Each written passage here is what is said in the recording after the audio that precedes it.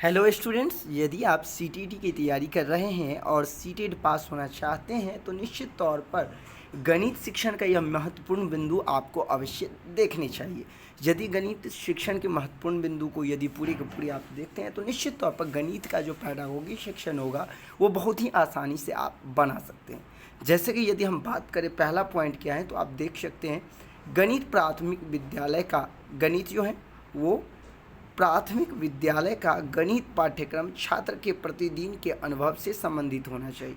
इसका मतलब ये कि जब भी आपको इस तरह की ऑप्शन देख को मिले कि यदि हम बच्चों को शिक्षा दे रहे हैं और उसमें भी गणित की शिक्षा दे रहे हैं, तो आपको जब भी प्रतिदिन के अनुभव से संबंधित यदि ऑप्शन देखने को मिले तो आप आसानी से उसे ठीक कर सकते हैं। क्योंकि इसलिए कि प्रतिदिन के जो अनुभव होते हैं वो अनौपचारिक गणित का माध्यम होता है और प्रारंभिक अवस्था में जो स्टार्टिंग बच्चे के गणित सीखने का जो एज होता है उस समय बालक जो है अनौपचारिक रूप से ही गणित सीखते हैं और वो गणित आप उनके दैनिक जीवन, उनके जो जीवन है उनसे रिलेटेड बहुत ही ज़्यादा होते हैं। इसलिए व्यवहारिक गणित जो उनके दिन प्रतिदिन से जुड़े हुए गणित हैं वो उसके पाठ्यक्रम में शामिल भी करना चाहिए और उसे शिक्षा भी देना चाहिए।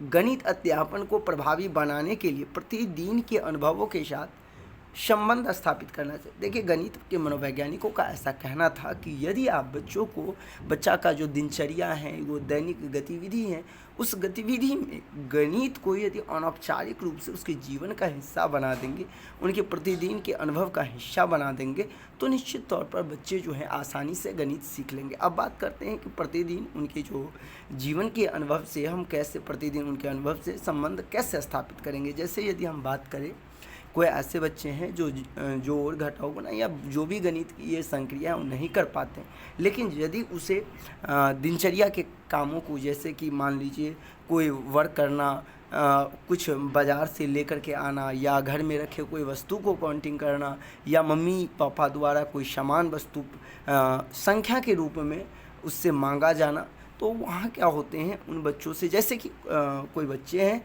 और उससे उनके पापा जो है बोलते हैं बाबू उसमें से तुम 4 जो हैं वो पुस्तक लेके आओ। अब बच्चे में क्या होगा, वो 4 काउंटिंग करने का, गिनने की क्षमता यदि नहीं होगी तो कहीं ना कहीं विकसित होने की कोशिश होगा। वो सोचेंगे कि 4 होता क्या है, और यदि है तो वो काउंटिंग करना अपने जीवन में लाएं। इसी तरह और भी बहुत सी दैनिक ज़िंदगी से जुड़े हुए चीज़ हैं जिसमें सहायता करना क्या करते हैं, विद्यार्थी के गणित को मजबूत करते हैं। ठीक है, हर कोई गणित सीखता है। देखिए, एक टीचर को हमेशा इस माइंड में जो है, उसके माइंड में ये चीज़ होना चाहिए कि कैसा भी है, यदि वो बच्चा आज गणित की कोई क्रिया नहीं कर पा रहा है तो वो कल करेंगे, परसों सीखेंगे। लेकिन एक तरह की धारणा टीचर के माइंड में होना चाहिए कि ये जो हमारे स्टूडेंट हैं यदि आज गलती करते हैं तो निश्चित तौर पे कल जाकर के वो ज़रूर सीखेंगे। ऐसा नहीं है कि ऐसे बच्चे को आप इग्नोर कर देंगे, उसको आप छोड़ के चलेंगे। और यदि आप ऐसा करते हैं तो कहीं ना कहीं एक बच्चे की उपेक्षा करना होगा, और एक टीचर को कभी भी बच्चे का उपेक्षा नहीं करना चाहिए। आज हम बात करेंगे सीटीईटी की सबसे बेस्ट बुक की बात। आपको बता दें कि चक्षु प्रकाशन लेकर के आया है सीटीईटी के लिए सबसे बेस्ट बुक। यदि आप इस बुक के माध्यम से यदि अपना तैयारी को मजबूत करते हैं तो निश्चित तौर पर आपको सीटेट में सफलता देखने को मिलेगा। यदि इसकी बुक की खासियत की हम बात करें तो इसमें आपको 300 से अधिक अध्यायवार महत्वपूर्ण प्रश्न देखने को मिलेंगे। साथ ही साथ 5 जो सब्जेक्ट हैं आपके अलग अलग, उन सारी चीज़ों के बारे में, उन सभी सब्जेक्ट को बहुत ही डिफाइन करके इस बुक में दिया गया है। यदि हम बात करें चक्षु प्रकाशन की और भी पुस्तक के बारे में, तो चक्षु प्रकाशन इस बार लेकर के आए हैं आपके लिए और भी सारे बुक। आप देख सकते हैं CTET study guide 1 to 5 level के। वही बात करें सब्जेक्ट वाइज, आपको संस्कृत के भी पुस्तक मिल जाएंगे, गणित, हिंदी, इंग्लिश, पर्यावरण एवं सीडीपी। ये सारे बुक जो है आपको एक ही प्लेटफॉर्म चक्षु पब्लिकेशन के द्वारा प्रोवाइड की जाती है। तो यदि आपको इस जो भी बुक परचेज करना हो तो लिंक डिस्क्रिप्शन में दिया गया है, जाइए और चक्षु प्रकाशन का द्वारा जो ये जारी किया गया पुस्तक है उनको पढ़ करके अपनी तैयारी को मजबूत करें। नेक्स्ट पॉइंट है मूर्त से अमूर्त संप्रत्यय की ओर। जब भी आपको इस तरह के ऑप्शन देखने को मिले कि एक बच्चा मूर्त संप्रत्यय से अमूर्त संप्रत्यय की ओर जा रहा है, तो याद रखेगा कि इस तरह की जो कंसेप्ट होता है वो प्राथमिक स्तर पे लागू होता है। नेक्स्ट है संख्याओं और परिकल्पना में समस्या। यदि कोई बच्चे संख्या में या फिर परिकलन करने में समस्या उत्पन्न हो रहा है उसे, या गणित की और भी जो भी संक्रिया है उसमें यदि उसमें समस्या हो रहा है उसे, तो इसे कहा जाता है डिस्कैलकुलिया, जो कि गणितीय अक्षमता के अंतर्गत आते हैं। आगे हैं गणित की लंबी आकृति। जब भी आपको लंबी आकृति से रिलेटेड क्वेश्चन आए तो इसमें ये चीज़ कहा गया है कि जैसे कि एक आकृति है वो चौड़ी आकृति है और एक यदि हम देखें तो लंबी आकृति है, और दोनों एक ही लीटर के बोतल हैं, एक ही लीटर के बर्तन हैं। और ऐसे में क्या होते हैं कि बच्चों के अंदर एक संकल्पना से दूसरे संकल्पना का निर्माण नहीं हो पाता है, जिसके कारण बच्चा जो है वो उन दोनों बर्तनों में कंसेप्ट क्लियर नहीं कर पाते। अगला जो पॉइंट है वो टाइल के द्वारा क्या है, टाइल के द्वारा क्षेत्रफल, गुणनखंड जो है और परिमाप अवधारणा को सिखाया जाता है। यदि इसमें आपको पूछा जा सकता है कि क्या टाइल का प्रयोग करके आप किसी भी चीज़ों का जो है वो उसका आयतन निकाल सकते हैं, तो बिल्कुल आयतन नहीं निकाल सकते हैं, क्योंकि ये द्विबिंबीय आकृति होती है। तो इसीलिए इसमें हम क्या निकालेंगे, क्षेत्रफल, गुणनखंड, परिमाप, ये सब इसके अंतर्गत आ जाएंगे। पियाजे के अनुसार भार के संरक्षण का समझ, यानी पियाजे का जो अपना अवधारणा था उसके अंतर्गत कहा गया है कि भार का संरक्षण का संबंध बच्चों में पहले आ जाते हैं, वही यदि हम आयतन की बात करें तो वो बाद में आता है। ठीक है।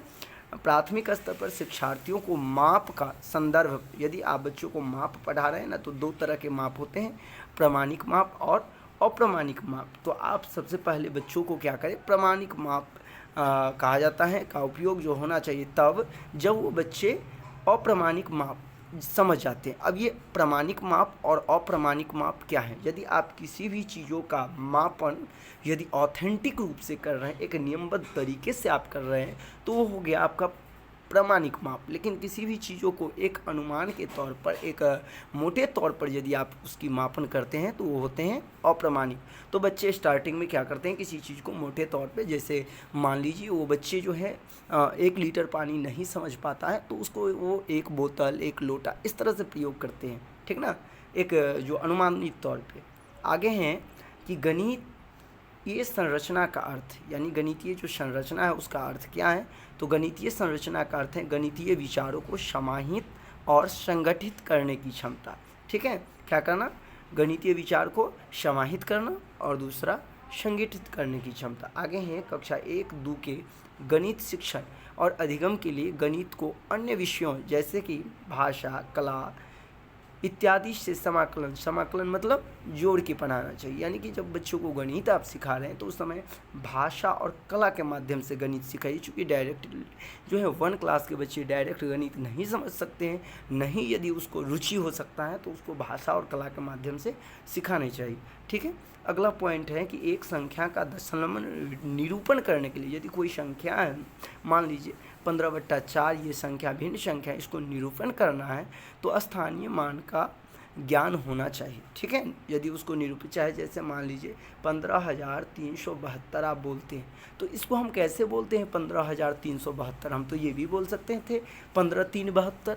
तो हम जो इसे हज़ार, सैकड़ा या फिर 10,000 का नाम देते हैं वो इसलिए क्योंकि हम स्थानीय मान जानते हैं।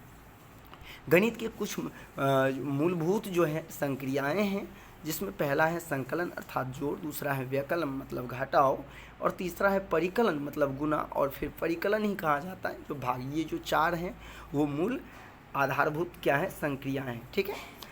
संक्रिया अवस्था से आशय, संक्रिया अवस्था है क्या, तो कहते हैं संख्या से संबंधित संक्रियाओं को करने में सक्षम। जिस अवस्था में बालक संख्या का संक्रिया करने लगे उसे हम संक्रियाओं में सक्षम अवस्था कहते हैं। ठीक है। आगे है वैदिक गणित का प्रयोग। वैदिक गणित का प्रयोग कब होना चाहिए, तो वैदिक गणित का प्रयोग जो है वो गणित में गणना के कौशल तथा गति विकास संवर्धन में होता है। कौन चीज़ का, वैदिक गणित का प्रयोग। नेक्स्ट है प्राथमिक स्तर पर लंबाई को मापना। लंबाई का मापना 2 तरह से होते हैं, प्रामाणिक और अप्रामाणिक रूप से 2 तरह से किसी भी चीज़ों का लंबाई मापा जाता है। ठीक है।